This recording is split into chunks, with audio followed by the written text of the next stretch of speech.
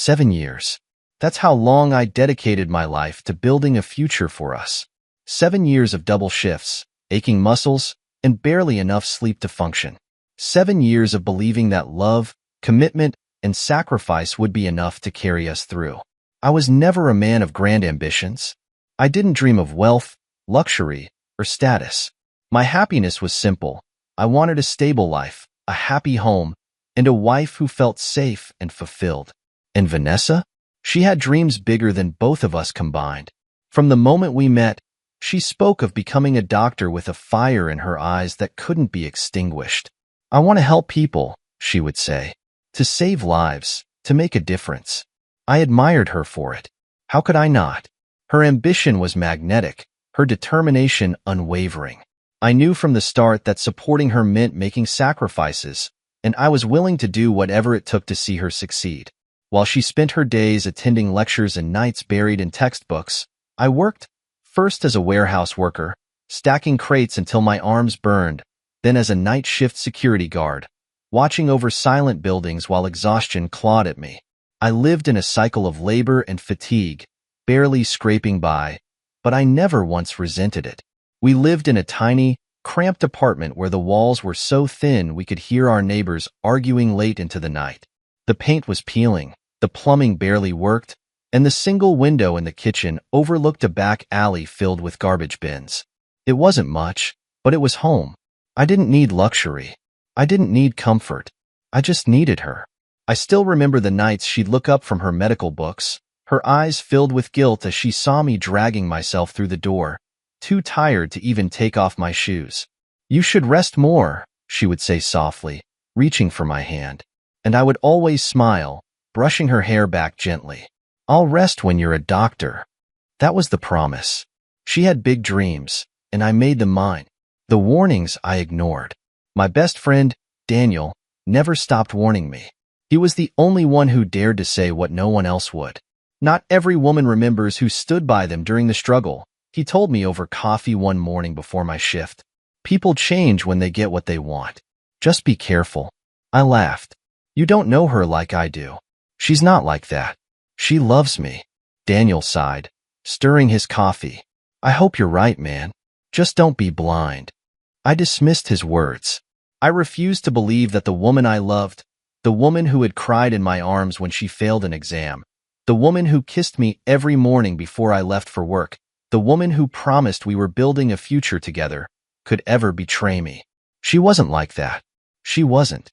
The price of love. Every penny I made went toward supporting us. Her tuition, her textbooks, her endless medical supplies. I covered it all.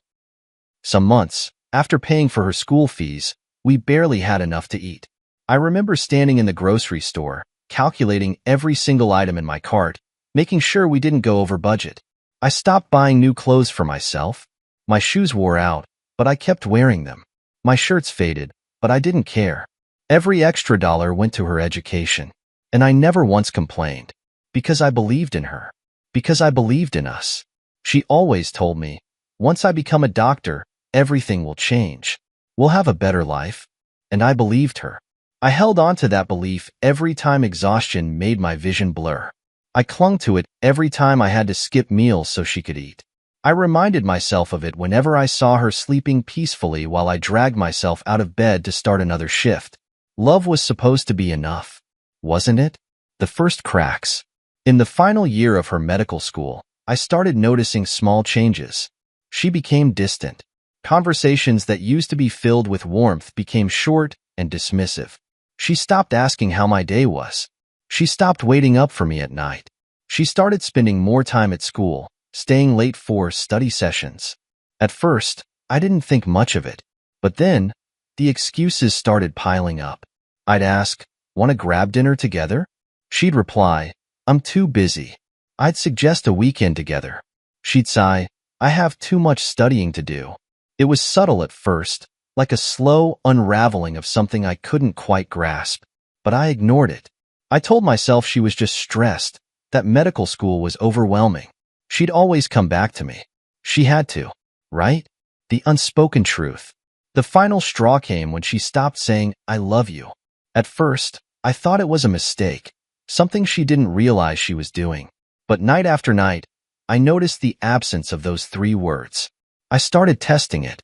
When I left for work, I'd kiss her on the forehead and whisper, "I love you." She'd only nod.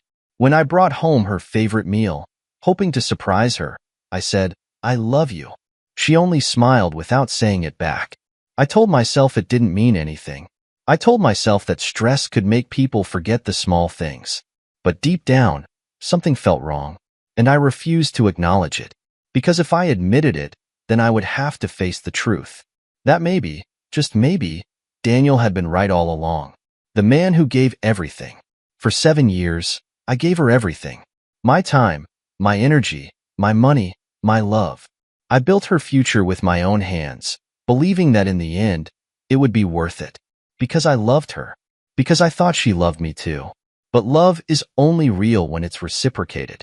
And soon, I would learn that some people only stay until they get what they want. Until they don't need you anymore. And that realization? It would change everything. 2 months before Vanessa's graduation, something happened that I never saw coming. It started with a simple phone call, one that I almost ignored. I had just finished my warehouse shift, body aching from lifting crates all night. My phone vibrated in my pocket as I stepped into the crisp morning air. I glanced at the unknown number and debated whether I had the energy to answer. Something told me to pick up. "Hello?" My voice was hoarse from exhaustion. "Is this Mr. Carter?" The voice on the other end was smooth, professional. I frowned. Nobody called me Mr. Carter. "Yes, who's this?" "My name is James Holloway. I'm calling on behalf of Margaret Carter's estate." I nearly dropped the phone.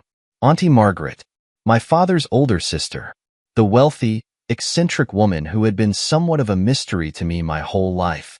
She had no husband, no children, and for reasons I never quite understood, she distanced herself from most of the family. I hadn't spoken to her in years. "She passed away last week," the man continued. I blinked. "Oh, I didn't know. I'm sorry." "She left something for you," he said. "Can you come to my office today?" I didn't know what to think. Why would she leave me anything? She had never shown much interest in my life. The last time I saw her, I was still a teenager. But I went. A life-changing moment. James Holloway's office was located in a towering building that smelled of polished wood and old money. I sat across from him, heart pounding, as he slid a thick envelope across the desk.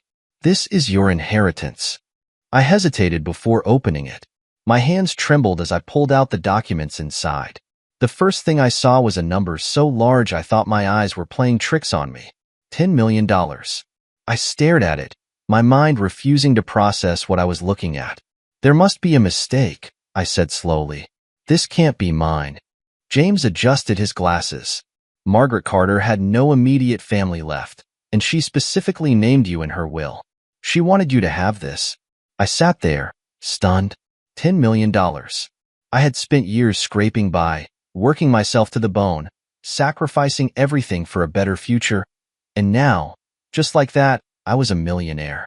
I should have been ecstatic. I should have been jumping for joy. But instead, I felt uneasy. Because the first thought that crossed my mind wasn't about myself. It was about Vanessa, keeping it a secret. I walked out of that office a different man. The weight of my struggles had been lifted in an instant, yet I felt more burdened than ever. I couldn't tell Vanessa. Not yet. Not because I didn't trust her, but because I wanted to see something first. For 7 years, I had given everything to her, never once asking for anything in return. But I had been noticing the changes in her. The way she spoke to me, the way she looked at me, the way she avoided saying, "I love you." I told myself I was imagining things, that I was being paranoid. But now, with $10 million in my name, I had the chance to find out who she really was. Would she love me the same if she thought I was still just a warehouse worker? Or was her love conditional, tied to my sacrifices, tied to what I could give her? I decided to wait, to watch, to see if Vanessa still saw me as the man who had stood by her for 7 years, or if I had just been a stepping stone, a grand gesture. The more I thought about it, the more I realized I wanted to do something big for her.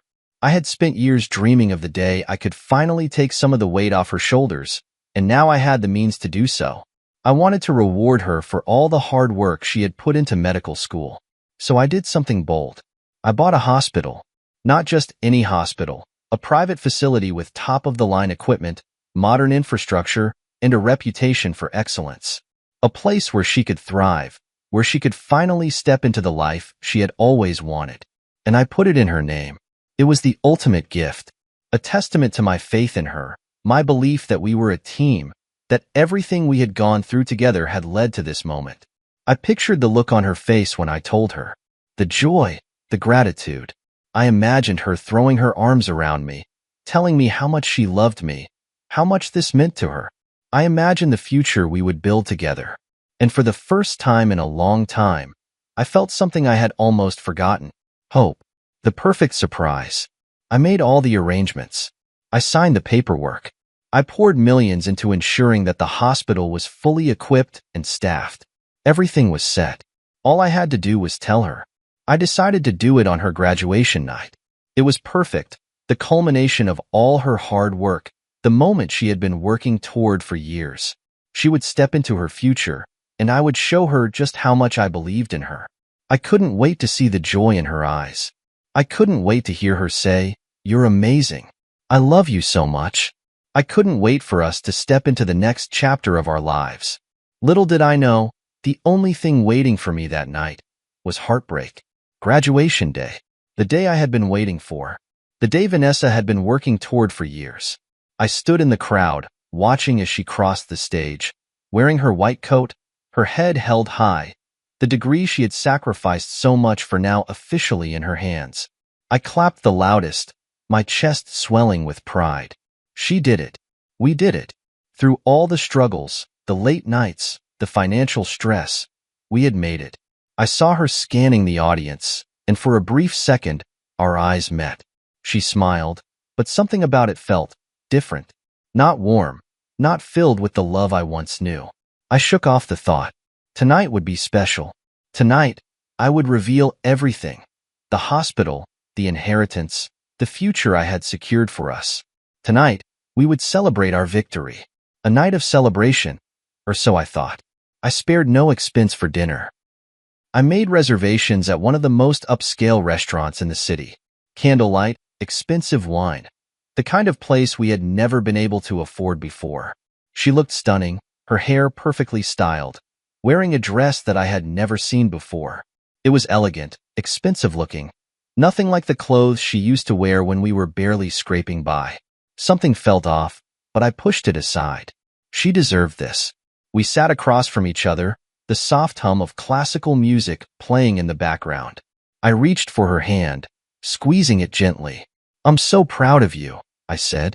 She smiled, but it didn't reach her eyes. I took a deep breath, preparing to tell her about the hospital, about the inheritance, about everything. But before I could say a word, she put down her wine glass, folded her hands in front of her, and said something that made my entire world collapse. "I can't be with someone like you anymore." I blinked. My brain refused to process what I had just heard. "What?" I said, my voice barely above a whisper. She sighed, as if she had been carrying a burden for far too long. "I've worked too hard to be stuck in this kind of life. I need someone who matches my status, someone who fits where I'm going." I felt like the air had been sucked out of my lungs. I searched her face, waiting for a sign that this was some kind of twisted joke. But there was no laughter, no hesitation, just cold indifference. I swallowed hard. "Vanessa, are you serious?" She nodded. Serious. Unapologetic. Final. The knife in my back. I felt numb. I thought about the 7 years of sacrifice. The nights I went hungry so she could eat. The times I worked myself to exhaustion while she focused on her studies. The countless moments I told myself it was worth it. And now, here she was, throwing it all away as if none of it mattered. I clenched my fists under the table, trying to control the storm inside me. "You don't mean that," I said, my voice strained. "We've been through too much together for you to just walk away." Her expression didn't change. "I appreciate everything you've done for me, but I need more. More. More than the man who gave up everything for her. More than the love that had carried her through medical school. I let out a bitter laugh. So, what am I to you? A stepping stone? A placeholder until you reached where you wanted to be? She didn't answer, and her silence said everything. A goodbye without words. I looked down at the small, velvet box in my pocket. The engagement ring. I had planned to propose tonight, to tell her that I had bought a hospital in her name, that we had a future waiting for us, one that I had worked tirelessly to build. I had dreamed of this night being the start of our new chapter. Instead, it was the end of everything. I exhaled sharply, my heart pounding in my chest. I could have fought for her. I could have begged, could have demanded an explanation, but what was there to fight for? She had already made her decision, and I refused to beg for someone who had so easily discarded me.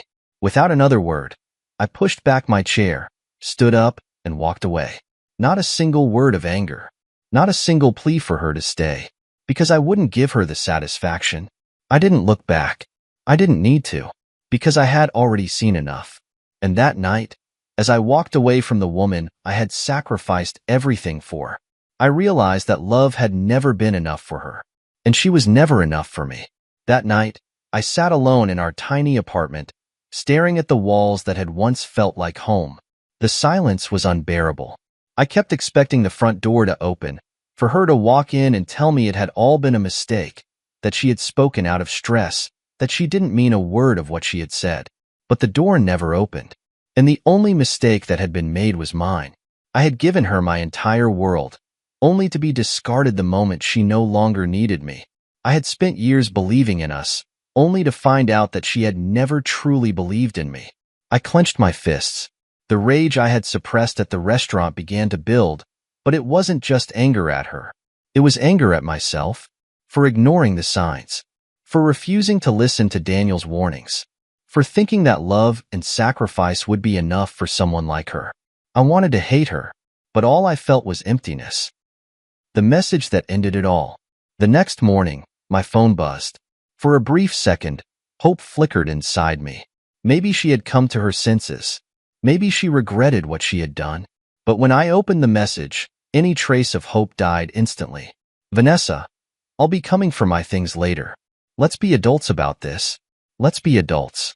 As if she hadn't just shattered my world in the coldest way possible. As if she hadn't turned her back on me after everything I had done for her. As if I was just some minor inconvenience to be handled. I stared at the message for a long time, my grip on the phone tightening. Then, without replying, I deleted it. She wanted to move on? Fine, let her. But she would soon realize that the bridge she burned was the only one leading to the future she wanted. The call that changed everything. I sat in the dark for hours, my mind running through every sacrifice I had made. The years of struggle, the missed meals, the double shifts, the times I had pushed my own dreams aside just to make sure she had everything she needed.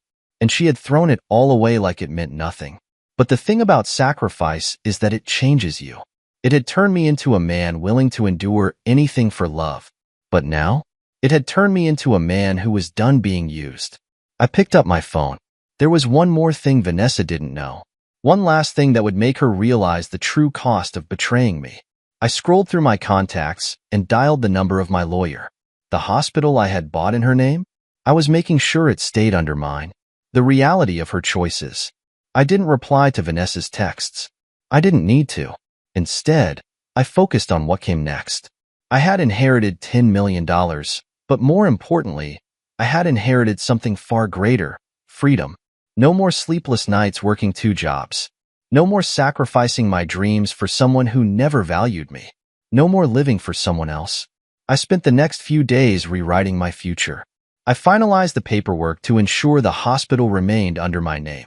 I met with a team of experts to begin building the medical empire Vanessa thought she was entitled to. And I waited. Waited for the moment when reality would hit her. The beginning of karma. It didn't take long. The news about my hospital acquisition spread quickly. Doctors, specialists, and healthcare professionals began lining up for positions. Meanwhile, Vanessa was about to learn a harsh lesson. She had spent years believing she was destined for something greater. But what she didn't realize was that the world didn't work the way she imagined. Prestigious hospitals weren't lining up to hire her just because she had a degree. Her dream job wasn't waiting for her on a silver platter, and for the first time, she was about to experience what struggle really felt like. The bridge she burned. The day Vanessa came to pick up her things, I wasn't home. I didn't want to see her. I didn't want to hear her voice, to watch her pack up the last remnants of the life we had built together. So I made sure I was gone. When I returned, the apartment felt hollow. I should have felt pain. I should have felt loss. But all I felt was relief. Because I knew what she didn't. I knew that in just a matter of weeks, she would regret everything. And when she finally realized that the grass wasn't greener on the other side, she would look back at the bridge she burned, only to find that it was already in ashes. Vanessa always thought she was destined for greatness. She believed that once she had her degree, the world would open its arms to her, that success would come effortlessly, that she would walk into a prestigious hospital and be handed everything she had ever dreamed of. But reality doesn't work like that.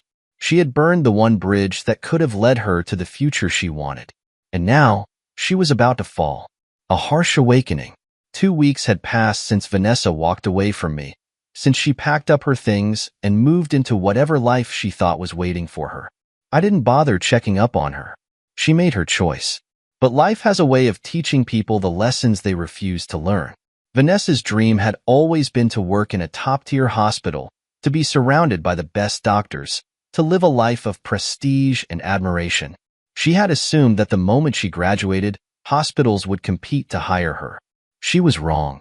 I heard it through mutual friends first, rumors, whispers. Vanessa was struggling. She had sent applications everywhere, expecting immediate callbacks, interviews, offers. Instead, she received rejection after rejection. Hospitals weren't desperate for fresh graduates with no connections. Her degree alone wasn't enough. And the reality that she had never prepared for failure was beginning to sink in. Meanwhile, I thrived. While Vanessa was facing closed doors, I was building an empire. The hospital I had purchased, the one I had originally planned to give to her, was growing faster than I had expected. Doctors and specialists were eager to join my team. Investors were showing interest. The media had started covering the story of the mysterious young entrepreneur who had acquired a major medical facility. And Vanessa? She was still unemployed. The moment she realized the truth. It happened when her best friend, Claire, unknowingly sealed Vanessa's fate. One evening, as Vanessa sat scrolling through job postings, her phone lit up with a message from Claire. Claire, hey, have you seen this? There's a new hospital in town, and they're offering top salaries. You should apply. Attached to the message was a job listing. Vanessa clicked on the link, skimming through the details. High pay, excellent benefits, a chance to work at a rapidly growing, privately owned medical facility. Her heart leapt. This was exactly the opportunity she needed. But then, her eyes landed on the hospital's name. And her breath caught in her throat. It was my hospital, the one she had thrown away. The realization must have hit her like a train. The hospital she had believed was beneath her, the hospital she had never even considered working at, was now one of the most coveted places to work. And I was the one who owned it. Denial and desperation. At first, she scoffed. She told herself, I don't need this. I can do better.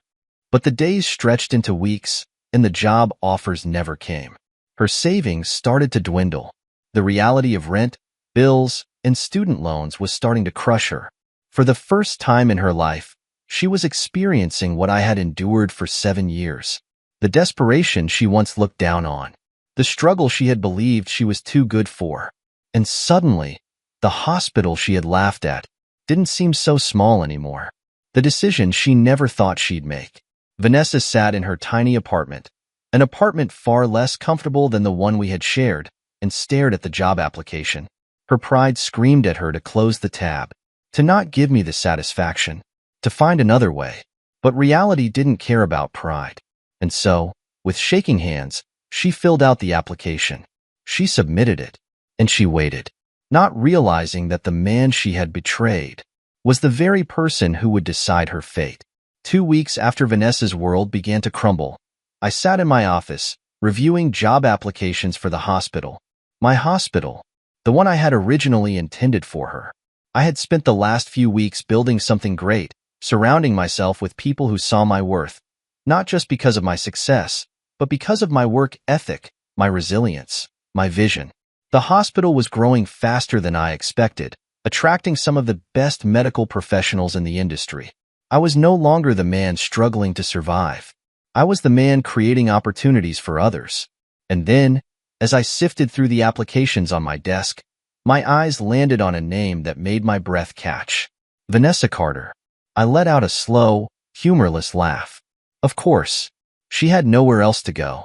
Her arrogance had burned every bridge, and now she was standing at my doorstep, knocking, hoping I would let her in. I leaned back in my chair, staring at her neatly typed resume. The same hands that had once held mine now writing a desperate plea for employment. Oh, how the tables had turned.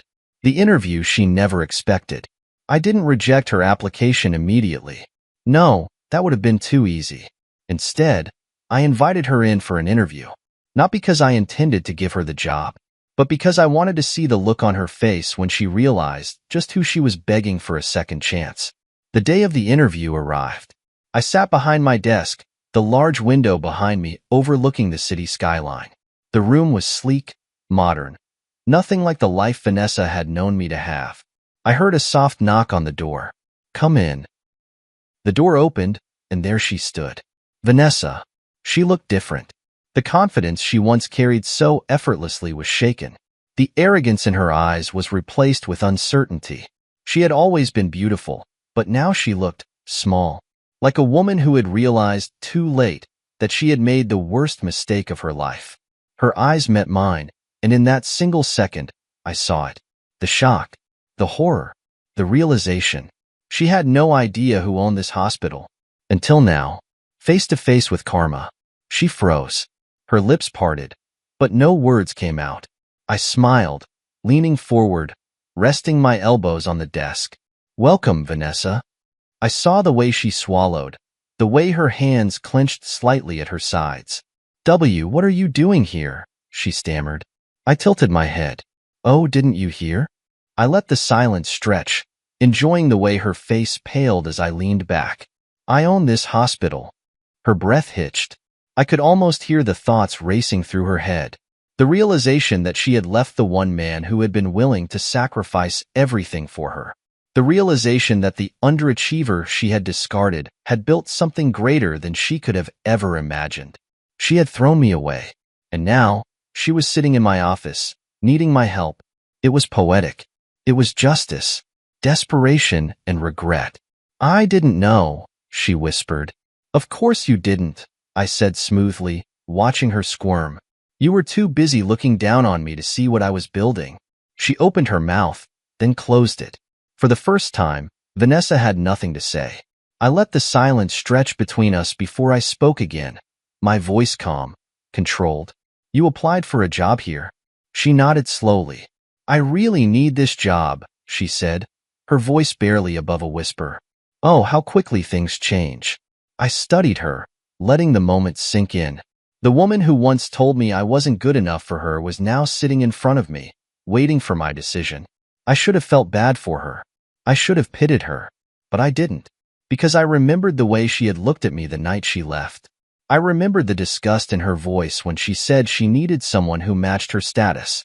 And now, she was the one beneath me. The decision that changed everything. I let out a slow sigh, pretending to consider. I could see the hope flickering in her eyes, the desperation she was trying to hide. I tapped a finger against my desk before finally speaking. You're not qualified for what we're offering. She flinched. I can learn, she said quickly. I'm willing to do anything. I raised an eyebrow. Anything? Funny. 7 years of sacrifice, of giving her everything, and she hadn't been willing to fight for me. Now, she was willing to fight for a job. I leaned forward, my voice calm, unwavering. I'll think about it. She let out a breath, nodding. Thank you, she whispered, but we both knew my answer was already decided. Because Vanessa wasn't just asking for a job. She was asking for a second chance, and I had no intention of giving it to her. Vanessa walked out of my office that day with a polite thank you, but I could see it in her eyes, desperation. She had expected to waltz into my hospital, charm her way into a high-paying position, and walk out with her dignity intact. She had no idea that I had been waiting for this moment, that I had been waiting for the day she would realize that she had thrown away the one person who would have given her everything. And now? Now, she was powerless. A fall from grace. I didn't call her back. I didn't offer her the job. I didn't even acknowledge her existence. And that silence? It was destroying her. Word traveled fast. Doctors she once admired were now working under me. The hospital she once turned her nose up at was now one of the most sought-after medical centers in the city. And Vanessa? She had nowhere to go. I heard through the grapevine that she had been applying everywhere. Big hospitals, private clinics, even understaffed rural facilities. Nobody was hiring her. She had assumed that her degree alone would open doors, that her name on an application would be enough. But reality was cruel. Nobody cared about her struggles, her sacrifices, or her arrogance. She was just another unemployed graduate. And for the first time, she was the one struggling. The friend who told me everything. One afternoon, as I was going over some financial reports, my phone buzzed. It was Daniel. I hadn't spoken to him in a while. He had been traveling, busy with his own life. But when he saw how well I was doing, he couldn't resist catching up. Man, he chuckled. I heard something today, and I had to call you. I smirked. Let me guess. Vanessa? He laughed. You already know. Tell me anyway. Daniel lived for moments like this. He had warned me for years about Vanessa, had always been skeptical of her sudden ambition and the way she carried herself like she was too good for a simple life. She's miserable, he said. Her old friends are dropping her. She's been rejected from every hospital in the city. And get this? I leaned back in my chair, waiting. She's been bad-mouthing you behind your back. I wasn't surprised. Apparently, Daniel continued. She's telling people that you're holding a grudge, that you're being petty by not hiring her. I almost laughed out loud. She really thinks that? I asked, shaking my head. Oh, man, Daniel said, still chuckling. She's panicking. She thought she could just waltz in and take what she wanted. She thought you'd still be the same guy willing to do anything for her. But I wasn't that guy anymore. That version of me had died the night she said, I need someone who matches my status. Now, she was the one begging for a second chance. The desperate plea. It wasn't long before Vanessa came back. One evening, just as I was leaving the hospital, I saw her standing outside near the entrance. She looked different. The confident, self-assured woman I had once loved was gone. In her place was someone who looked lost, fragile, uncertain. She stepped forward as I approached, her eyes searching mine. I said nothing, just waited. She swallowed, her voice quieter than I had ever heard it. I just wanted to talk. I raised an eyebrow. About what? She hesitated, then let out a shaky breath. About us. There it was. The thing I had been expecting. The moment where she finally realized the truth. There is no us, Vanessa, I said simply. She flinched. Her eyes darted around, as if trying to find the right words, the right excuse to justify what she had done. I made a mistake, she admitted. I said nothing. She took another step forward, her voice softer, almost pleading. I shouldn't have left you, she said. I was wrong. I watched her, expression unreadable. She thought this was enough. She thought a simple admission of regret would be enough to erase 7 years of sacrifice. She thought she could just come back, and I would take her in with open arms. But I wasn't that man anymore. I was the man who had built something out of nothing, and I had built it without her. The coldest truth. I let her words hang in the air before finally responding. You're right, I said. Her face lit up with hope. But some mistakes, I continued, can't be undone. The hope shattered in an instant. Her lips trembled. I still love you. I almost laughed at that. You love me? I echoed, tilting my head. Or do you love the fact that I'm successful now? She flinched again, like my words had physically hit her. Her hands clenched into fists. I could see the anger rising in her now. She wasn't used to this, to being powerless, to being the one who had to beg. She thought I was still the same fool who would do anything for her. But I wasn't. I wish you the best, Vanessa, I said finally, but we're done. And with that, I walked past her, leaving her standing there in the same silence she once left me in. Vanessa left my office in humiliation that day, but I knew this wasn't over for her. She had lost everything she once had: her pride, her security, her sense of control. And worst of all, she had to watch me succeed without her. The friends who turned their backs. Vanessa had always surrounded herself with people who admired her. Friends who had once celebrated her decision to leave me, who had told her she was making the right choice by seeking a partner who matched her ambition.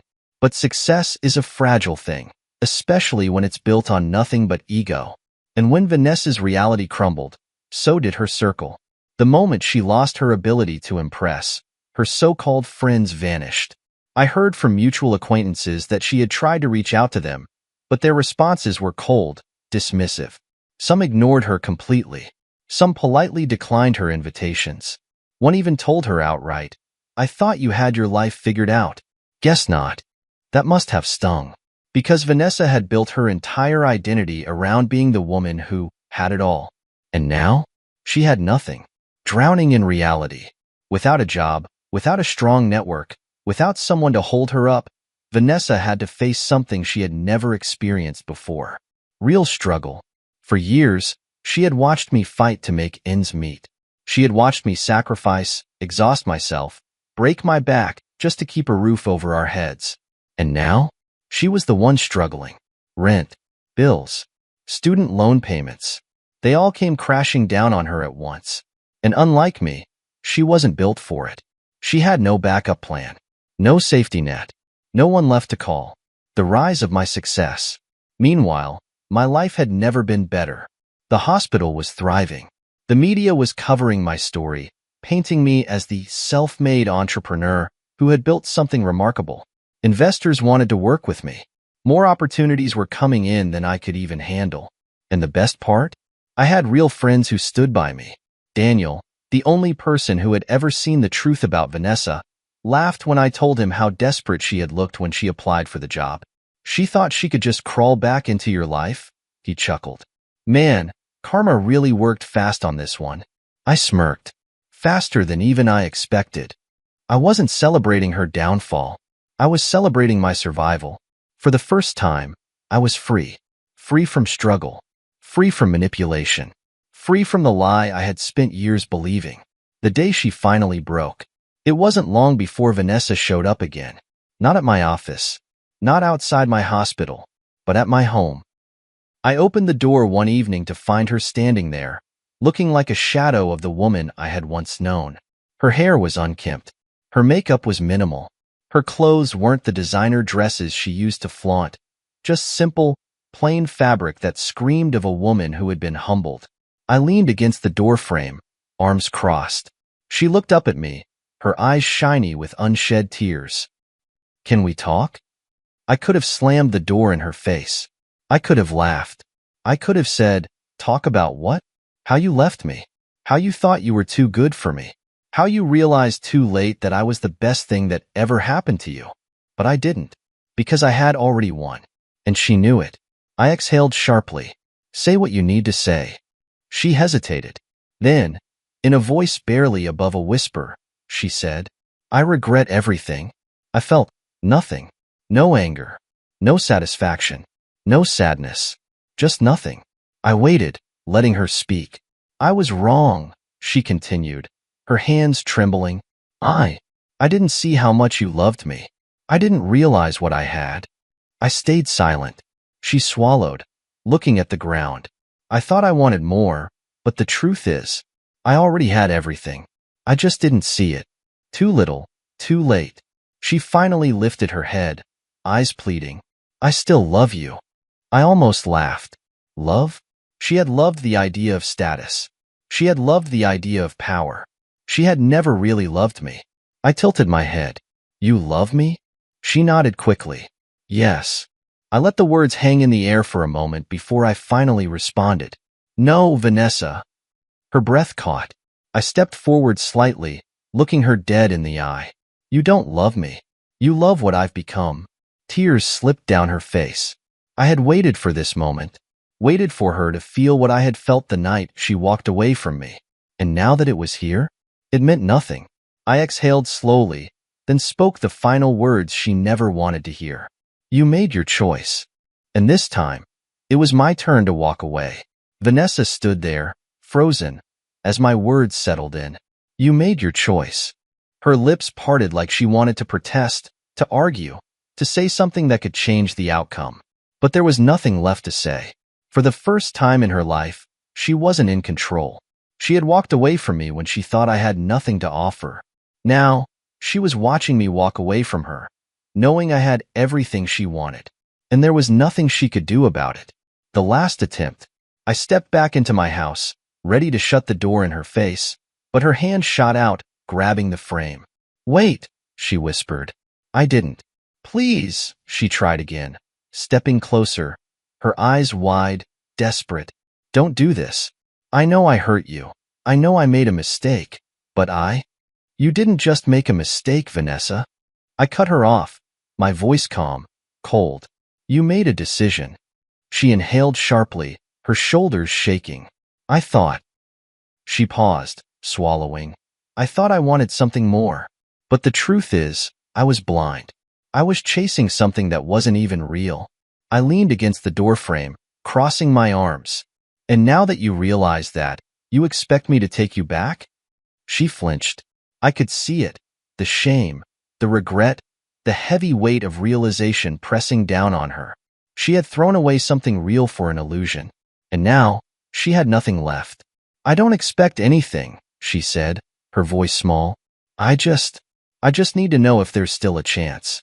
I let the silence stretch, watching her squirm under my gaze. Then, finally, I spoke. There isn't. Her face crumpled. I had seen her in so many ways before, confident, ambitious, driven, determined, but never like this, never so broken.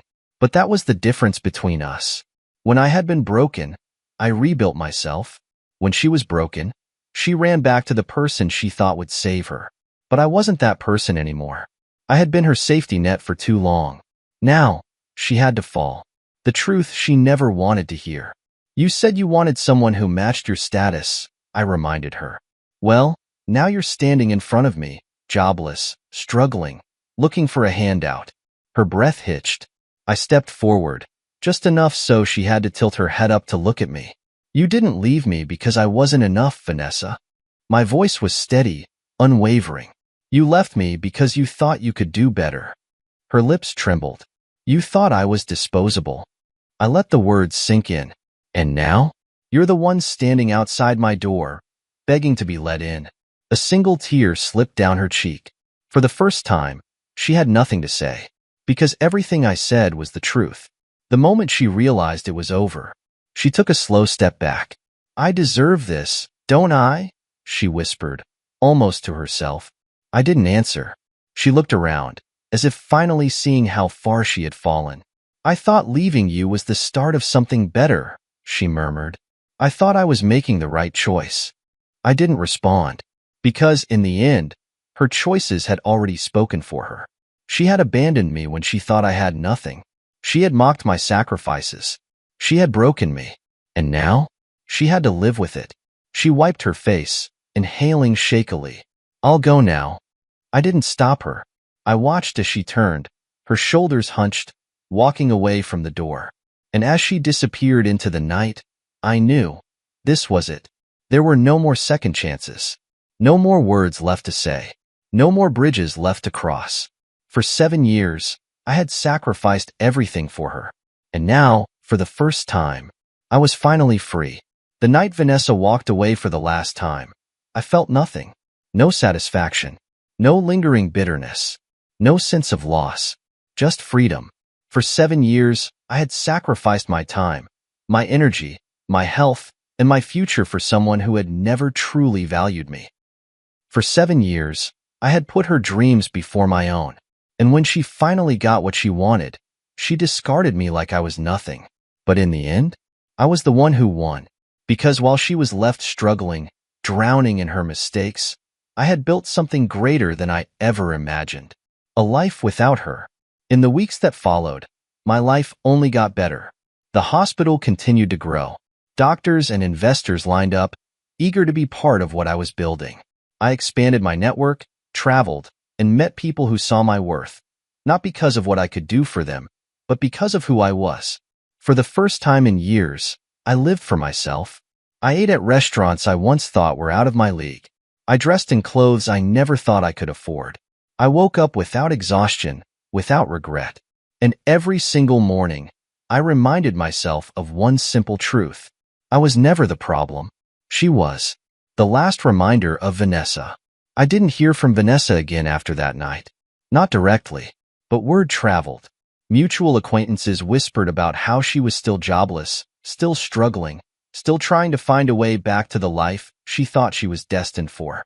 She had moved to a smaller apartment, downgraded her lifestyle, and slowly faded from the circles she once thrived in.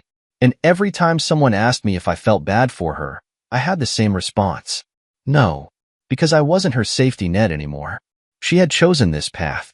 She had walked away. And now, she had to live with that decision. Finding something real. I never went looking for love again. Not immediately. I spent my time focusing on myself, on my happiness, my goals, my own success. But life has a funny way of bringing the right people into your life when you least expect it. It wasn't long before I met someone new.